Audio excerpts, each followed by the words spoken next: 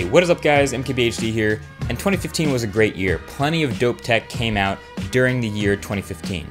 So instead of saying 2015 was the year of the blank, insert cliche here, let's not put it into a box like that. Too much awesome stuff came out, so we're gonna round up all of that stuff. This video will serve as a hub for everything you need to know about the year that just happened in tech. So number one, smartphones. They're kind of everywhere, plenty of people have them now, and we got a bunch of awesome smartphones released in 2015. Their performance got better, their features got better, their cameras got better. They got better in a lot of ways, and it would be hard to go wrong with any of the top few choices. Of course, I made an entire separate video, the Smartphone Awards 2015. Boom, the card is right there. That video details all the stuff you need to know regarding all the phones released this year. Then there were also tablets, and I also made an entire video about those tablets because they had a bit of a weird year in 2015, I guess as far as progress goes. That's not to say they were bad. We still got some really good ones. iPad Air 2, iPad Pro, Pixel C from Google, Surface Pro 4, but they definitely had a confused trend going on as far as the functionality goes, so you should watch that video too. And then there were wearables, the technology that you actually wear on yourself, and 2015 was the year of the second wave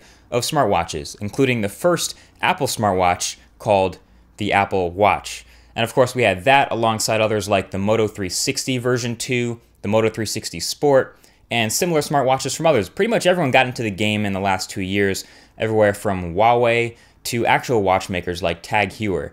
These pretty much all do way more than your average fitness band since they talk to your phone and they show your notifications and stuff. But that's the thing, is they're definitely all still smartphone accessories, not standalone devices by themselves. And that's kind of the point. And it was also kind of cool to see Android Wear show up on the iPhone this year. Now, virtual reality takes a few steps forward every year, and this was no exception. We got new stuff from Samsung in the Gear VR and Google Cardboard, these being the headsets that actually use the display in your smartphone to deliver that immersive experience. But the standalone headsets also advanced. So we got new Oculus Rift, new Sony PlayStation VR, previously known as Project Morpheus, and HTC Vive, which I got hands-on time with. This stuff is definitely still niche though, so the hardware required to make a good quality VR experience, aside from, I guess, Google Cardboard, is pretty expensive for the limited functionality. Nevertheless, early adopters of virtual reality stuff are more than willing to drop a few $100 to give this emerging tech a shot. So, and other things you should know about, Force Touch. Force Touch and 3D Touch became sort of out of the blue a really big deal for Apple and their whole ecosystem this year. So 3D Touch is software reacting to different levels of pressure from your finger. So the new iPhone 6s and 6s Plus have 3D Touch displays, and apps are being built to take advantage of it. Force Touch is just 2 levels of pressure. It's a hard force press or a lighter one, but it's the same idea. More pressure equals a different function. So we saw that in stuff like the Apple Watch, the new MacBook trackpad, the MacBook Pros that came out, and the new Magic Trackpad 2. These are all small surfaces, but I would expect to see pressure sensitivity in larger surfaces like an iPad next year, and I wouldn't be surprised to see 3D Touch used to make a big design change in the iPhone 7 in 2016. Just saying. So yeah, keep an eye on pressure sensitivity. I think that's honestly Apple's big innovation of this year. USB Type-C. If you don't know, now you know. It's new, it's awesome, it's here to stay. It's the newest generation USB port, so reversible, carries more power, carries faster data, and already this year we see it in a couple smartphones, tablets, and laptops and their accessories. We already saw it this year in a couple smartphones, Nexus 6P, Nexus 5X, OnePlus 2. We start to see it in tablets, the Google Pixel C. We saw some from Asus and from Dell, and then most notably, the new MacBook. Now when you look at the new MacBook with just one port, that solo, lonely USB-C port, and then an $80 adapter needed to do anything other than charge it, it does seem kind of weird and behind, but I can pretty much guarantee that the next generation MacBook will have more than one of these ports, hopefully a few, and expect a bunch more smartphones to have this port in 2016. The later adopters might be guys like Apple with their Lightning for a while and Samsung sticking with micro USB, but down the road, USB-C, it'll happen.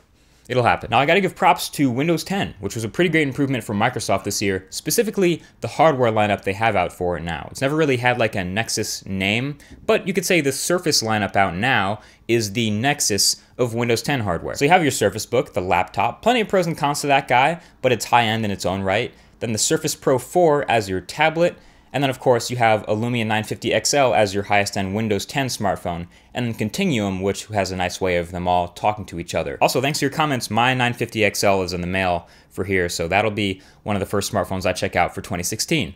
Should be fun. Cars. Man, just seems like the 100-year-old car industry is always a little bit behind when it comes to the tech stuff, but 2015 was solid, and 2016 is promising. I'm a big fan personally of two things in cars. One, electric cars, and two, self-driving or autonomous cars, which is probably why I'm such a big fan of the Tesla Model S. So here's a fun fact about the Tesla Model S, all right? So it's a really high-end electric car, and it's a really high-tech car. So it's got its own internet connection. It can download software updates on the fly to improve its feature set and the way it drives. And each individual Model S with the adaptive cruise control and self-steering, which combine to be called Autopilot mode, it kind of learns the roads you drive. So let's say you're in a Model S and you take a new curve with Autopilot on, and it's a really tight curve, so it has to slow down a little bit. It takes it a little too fast. It'll beep at you a little bit, tell you to take the steering wheel. It didn't really quite get it right that time. That's something it'll learn for the next time. You come around that on the map and you do it again. The second time, it'll slow down a little earlier. It'll take the curve a little slower. Probably won't beep at you. Probably won't take it too fast. And we'll start to understand the curve a little better. So the third time, the fourth time, and the fifth time that you take that curve, maybe it's in your daily commute, the car is learning it, and eventually will do it just perfectly. It'll slow down, hug it perfectly, and exit the curve like a normal driver.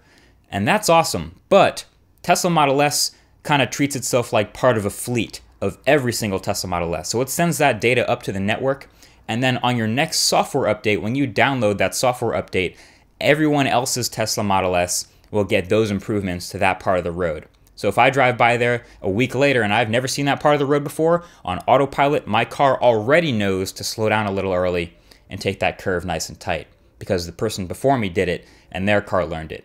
That's pretty dope. All right, so one more thing. Tech on YouTube did really well again this year. Plenty of new channels, plenty of new communities, new people to talk to about tech, and I always kind of have numbers to support this. So of the 86 videos that I uploaded to YouTube all about tech in the last year, over 1,000 years of human life were spent watching them, even more than the 2014 numbers, which were already pretty ridiculous. So it's kind of cool to see tech on YouTube still growing and tech video flourishing on the internet. So in summary, 2015 was pretty dope. 2016 has a tough act to follow, but I think we're up for it. Thanks for watching. I'll talk to you guys next year. Peace.